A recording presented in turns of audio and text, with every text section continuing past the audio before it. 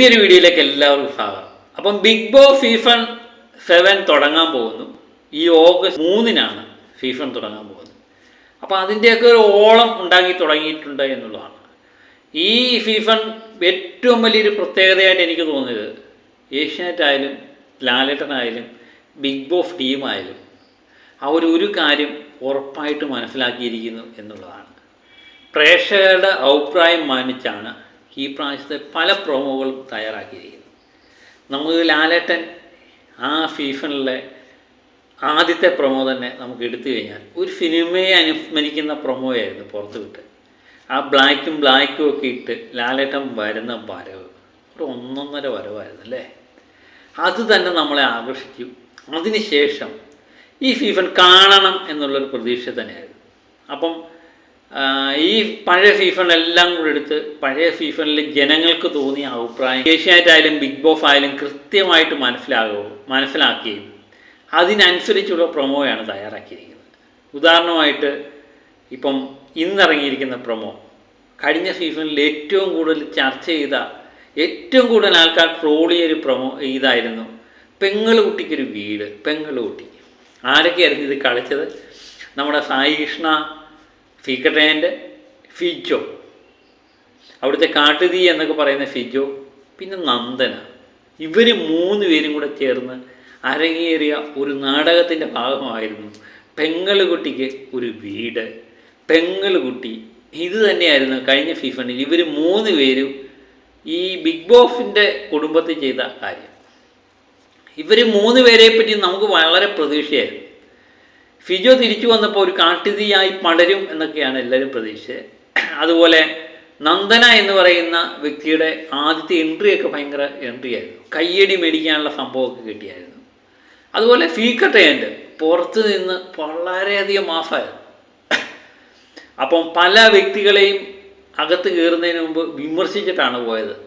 അപ്പം നമ്മൾ വിചാരിച്ചു ഫീക്കട്ടേൻ്റെ അകത്ത് കയറി കഴിഞ്ഞാൽ എന്തെങ്കിലുമൊക്കെ കാണിച്ചു കൂട്ടും എന്നൊക്കെയുള്ള പ്രതീക്ഷയിലായിരുന്നു കാത്തിരുന്നത്. അകത്ത് കയറിയിട്ട് നനഞ്ഞ പടക്കമാകുന്ന ഫീക്കട്ടേൻ്റെയാണ് കണ്ടത്. ഞാൻ വളരെയധികം പ്രതീക്ഷയോടെ കാത്തിരുന്ന ഒരു വ്യക്തി കൂടിയായിരുന്നു ഫീക്കട്ടേൻ്റെ. കാരണം അദ്ദേഹത്തിൻ്റെ വീഡിയോകളൊക്കെ ഞാൻ പലപ്പോഴും കാണും. ഭയങ്കര പരിവേഷമായിരിക്കും. ഞാൻ അങ്ങനെ ചെയ്ത് കളയും, ഞാൻ ഇങ്ങനെ ചെയ്ത് കളയും, ചില പുങ്കന്മാർ പറയത്തില്ല, അതുപോലെയാണ് അദ്ദേഹത്തിൻ്റെ ഓരോ വീഡിയോ എനിക്ക് തോന്നിയത്. പക്ഷേ അകത്ത് കയറിയൊക്കെ ഇതൊക്കെ വെറും വാക്കായിരുന്നു. അദ്ദേഹം ഇതൊന്നും അല്ല എന്ന് മനസ്സിലായി. അതെ, പലരും ഇതൊന്നുമല്ല, നമ്മൾ വീഡിയോയ്ക്കകത്ത് പറയുന്ന പോലെ ആയിരിക്കത്തില്ല നേരിട്ട് കാണുമ്പോൾ അല്ലേ.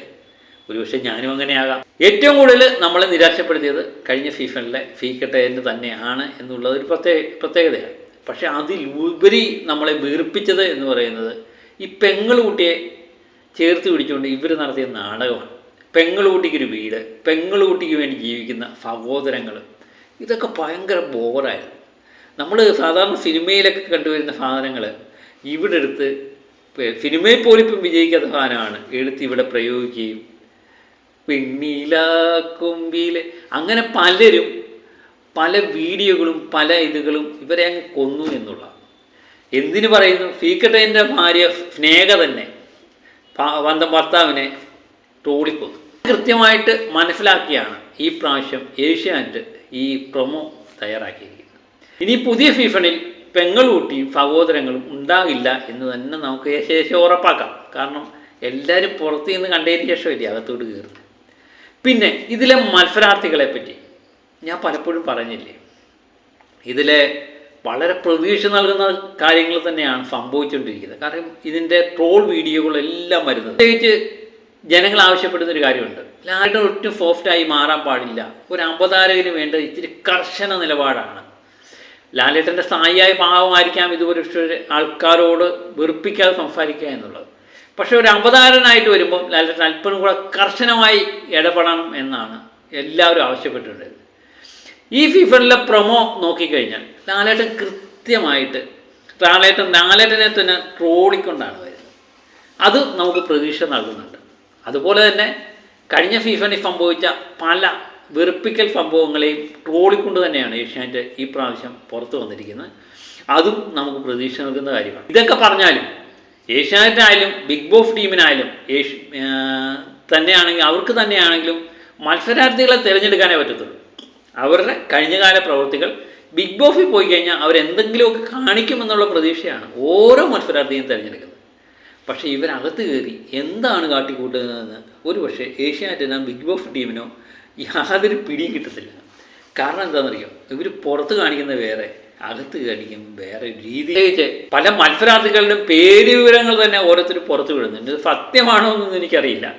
അങ്ങനെയാണെങ്കിൽ നേരത്തെ തന്നെ കഴിഞ്ഞ ഫീഫണിൽ തന്നെ പറയുന്നത് കേട്ടു, പുറത്ത് നിന്ന് ഇവരെല്ലാം കൂടി ഒരു ഗ്യാങ്ങായിട്ട് ചേർന്ന് പ്രവർത്തിക്കാമെന്ന് ചട്ടം കെട്ടിയൊക്കെ അകത്ത് കയറിയവരുണ്ട് എന്ന് പറയും. അങ്ങനെയാണെങ്കിൽ ഈ ബിഗ് ബോസ് എന്ന് പറയുന്ന സംഗതി കൊണ്ട് പ്രയോജനമില്ലതാവും. ഏതായാലും അതിനൊക്കെ കൃത്യമായിട്ട് നിലപാട് ബിഗ് ബോസ് സ്വീകരിച്ചിരിക്കും എന്ന് തന്നെയാണ് എനിക്ക് തോന്നുന്നത്. ഏതായാലും ഈ പ്രാവശ്യത്തെ ഫീഫൺ ഒന്ന് കൊഴുക്കും എന്ന് തന്നെ എനിക്ക് തോന്നുന്നു. നമ്മൾ വളരെ പ്രതീക്ഷയാണ്, നിങ്ങളോ. അപ്പം നമുക്കതിനു വേണ്ടി കാത്തിരിക്കാം. ബിഗ് ബോസ് ഫീഫൺ 7 തുടങ്ങാൻ വേണ്ടി കാത്തിരിക്കുക.